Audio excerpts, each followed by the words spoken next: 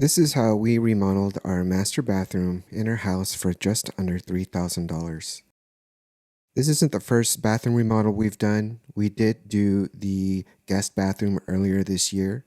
So we've got a little bit of experience in terms of plumbing, putting up tile, and things like that. We are first-time homeowners, and we're pretty new to this whole DIY thing. It didn't turn out perfect by any means, but it's so much better than how it was when we first bought the house. I started out by taking out the vanity, the mirror, and the medicine cabinet that's off to the right.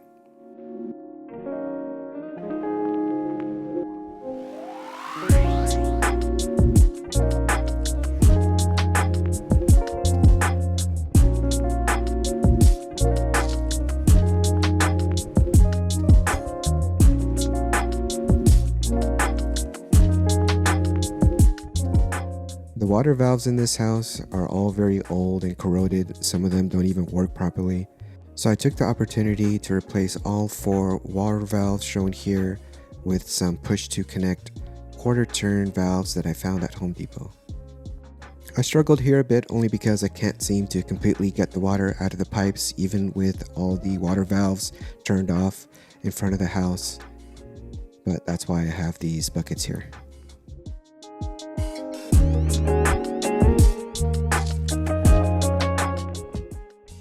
After that, I began working on taking out this fiberglass shower. So I went at it with a hammer and a sawzall. I think I ended up cutting it into maybe about 3 or 4 pieces in total, which helped with being able to carry it out.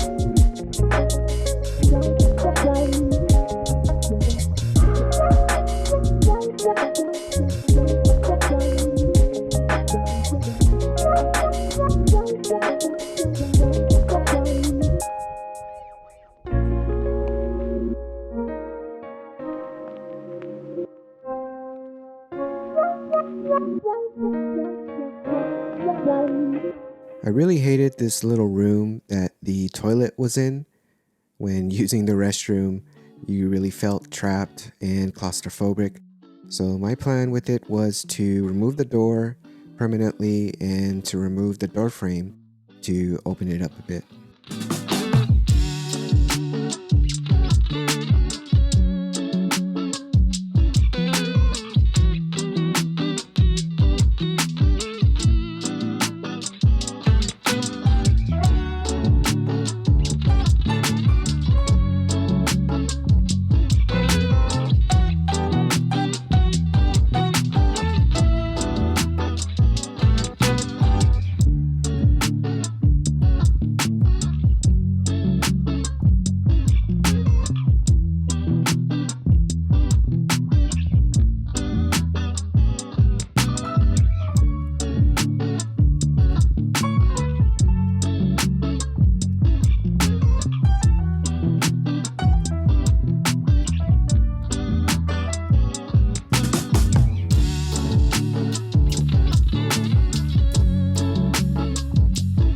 So here's what the plumbing looked like behind the shower.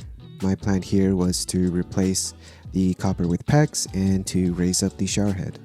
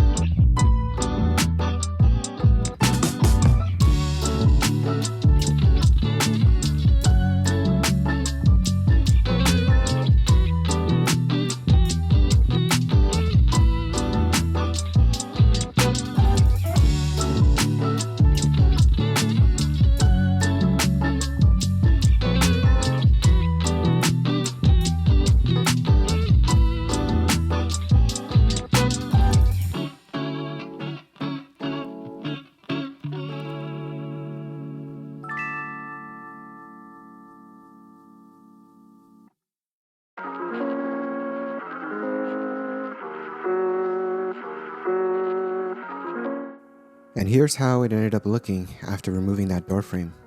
Much better.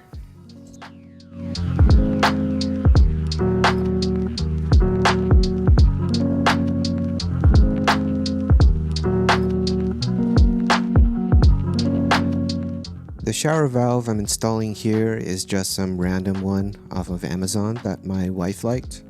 It does have the handheld attachment as well as the tub spout, which really helps us out whenever it's time to shower our dogs. I did spend a lot of time trying to figure out how deep into the wall to set the shower valve. With this valve, you really have to account for the thickness of your backer board, thin set, and your tile. I didn't get it right the first try, but luckily for me, I was able to adjust the depth by opening up the drywall in the back afterwards.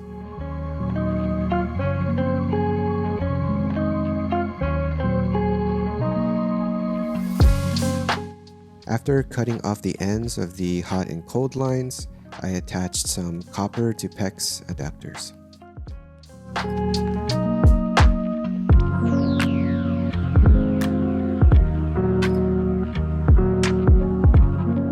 I didn't get a whole lot of footage of me building out the niche or installing the tub, unfortunately. However, I did notice that the studs on this wall were not 1.5 inches wide like they normally would be. So I had to use a hand planer to shave down the 2x4s that I bought in order to make it flush with the existing studs. I wanted to add an LED light to the shower niche. So right here you'll see me drilling out holes in the studs so that I can run my low voltage cable from the shower niche over to my nearest power source, which is over by where the vanity will be on the right side.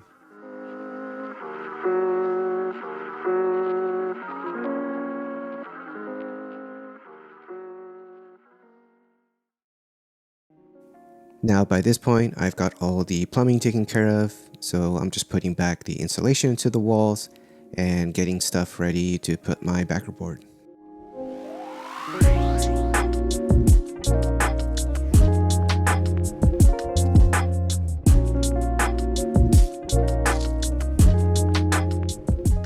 I watched a whole lot of YouTube videos on different ways to handle the area where the backer board meets the top of the tub.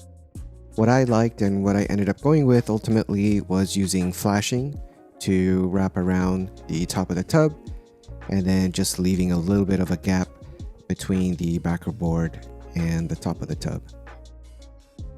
I'm using Durock here for this project, although I have used Hardy Backer in the other bathroom, which I do think is probably a superior product. Durock is just so much more lighter and easier to cut, so I went with that for this one.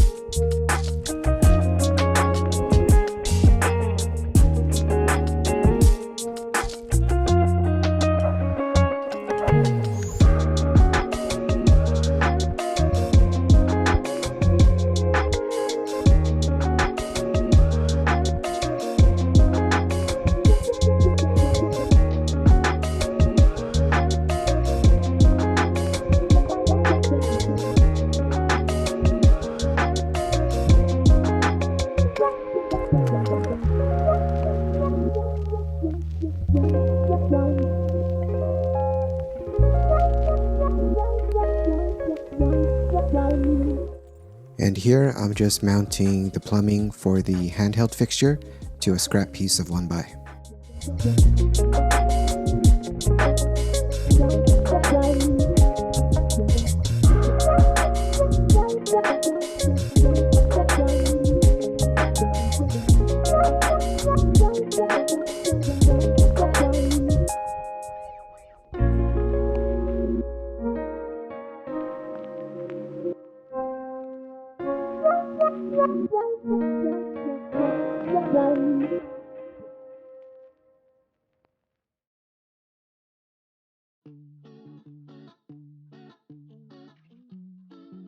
To cover up all the seams, I used a mesh tape that's meant for cement boards, and then I'm just going over all those seams now with some thin set.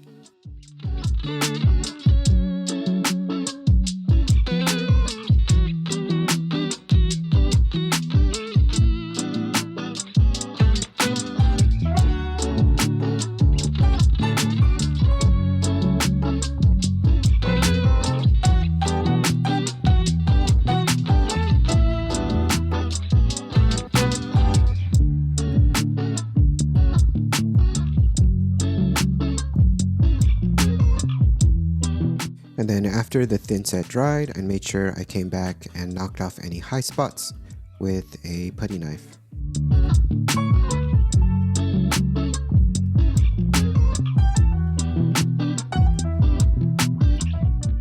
I had a big tub of Red Guard left over from the previous shower renovation, so I went ahead and just used that for my waterproofing membrane. And I did 2 thin coats with a roller.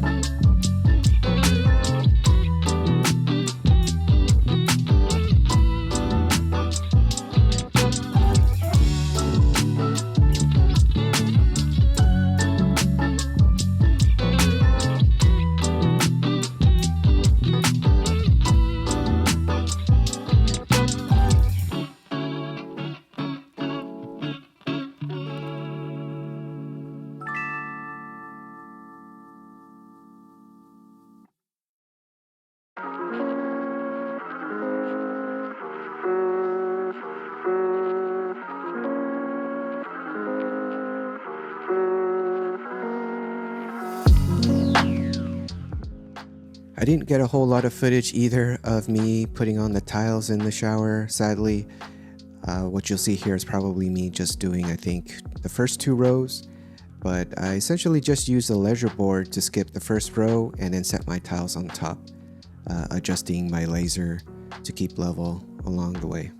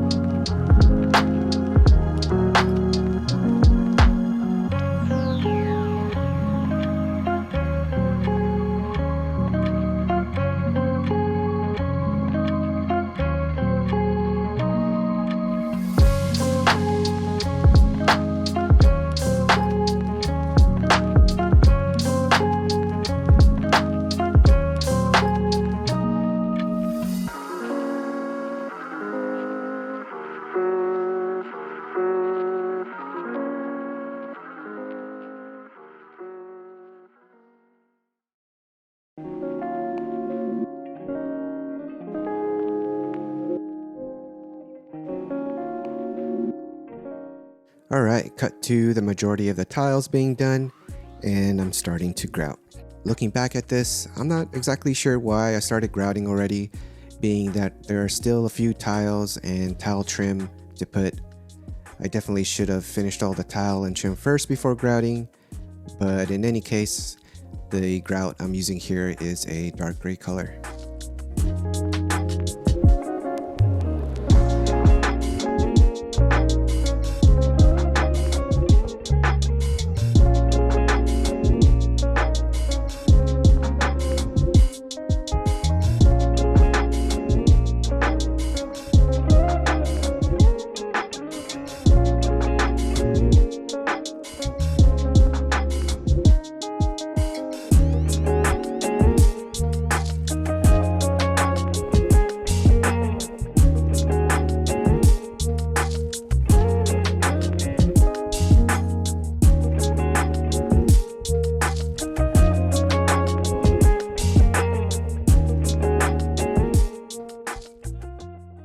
For the bathroom floor, we used a very similar 2-foot by 4-foot tile from Floor & Decor.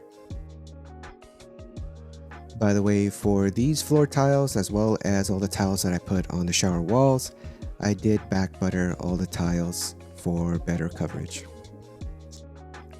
Looking back at this footage now, I can definitely tell that I didn't use enough thinset on the floor, but hopefully I don't run into any problems. We have had a heavy vanity sitting on top of these tiles for quite a few months now, and we haven't run into any issues yet.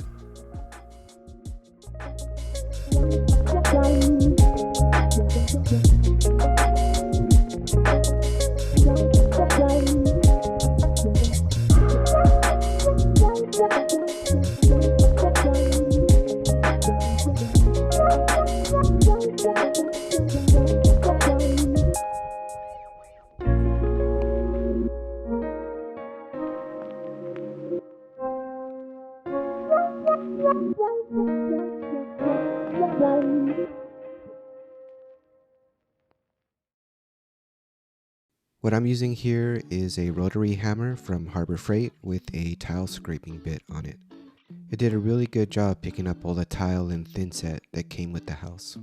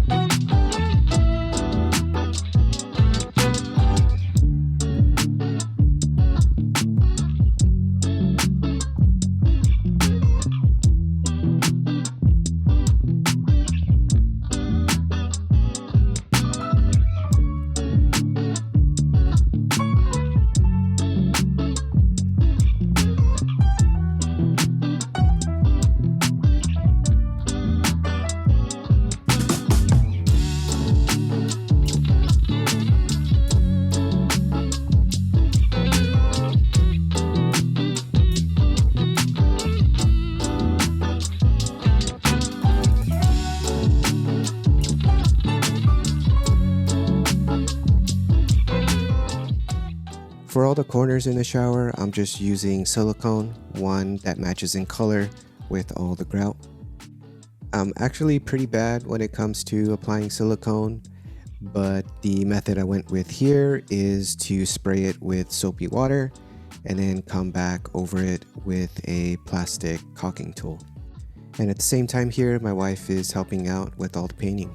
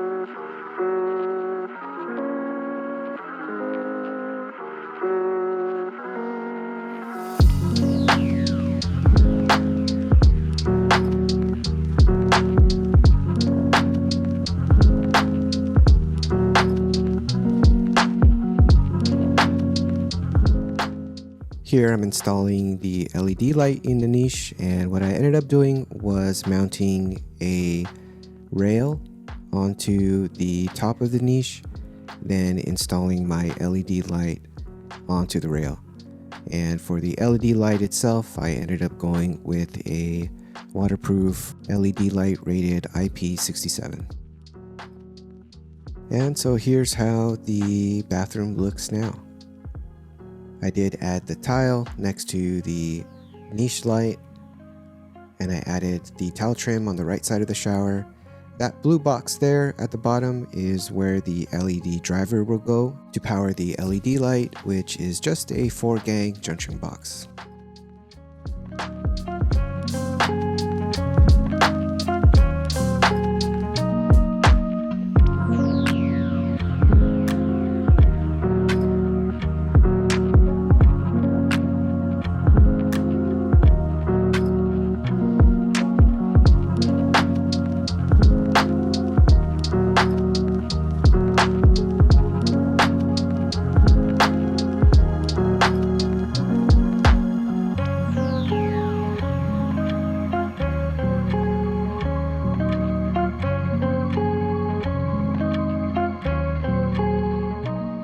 So my house came with a knockdown texture on all the walls, which I didn't really like, especially when it came to doing patching in the walls. It was just really hard for me to match the existing textures. So I just sprayed an orange peel-like texture on all the walls.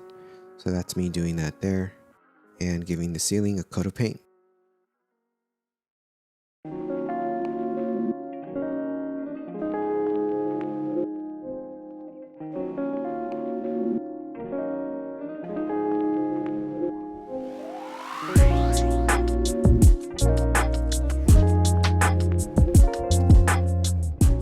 At this point, I finished all the drywall work and installed the shower door, and everything is looking really good.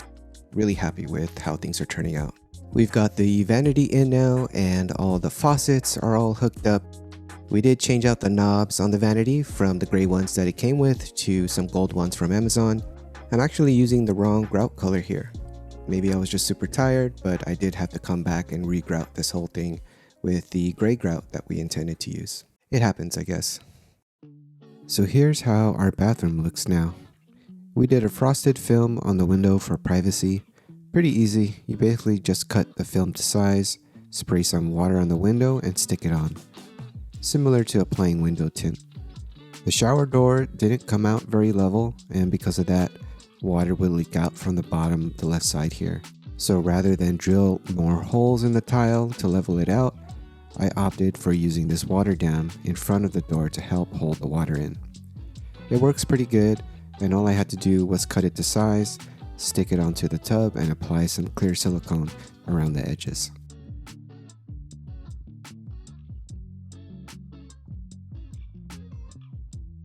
Above the vanity, we added two 6-inch LED lights in the ceiling. The angle of these lights are adjustable, which allows them to point straight down while on the vaulted ceiling. I do intend to add a thin strip of tile around the top of the vanity since the countertop doesn't actually touch the walls, so there's a little bit of a gap there.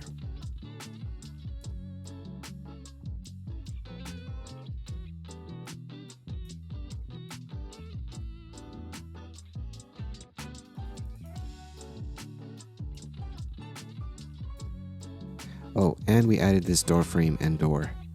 This area used to just lead straight into the master bedroom. This project overall took us about 3.5 months with some breaks in between. Considering our first bathroom took 3 months, I thought this one would go by a lot faster, especially since I didn't put a shower pan in this time. But it's all good. On to the next project.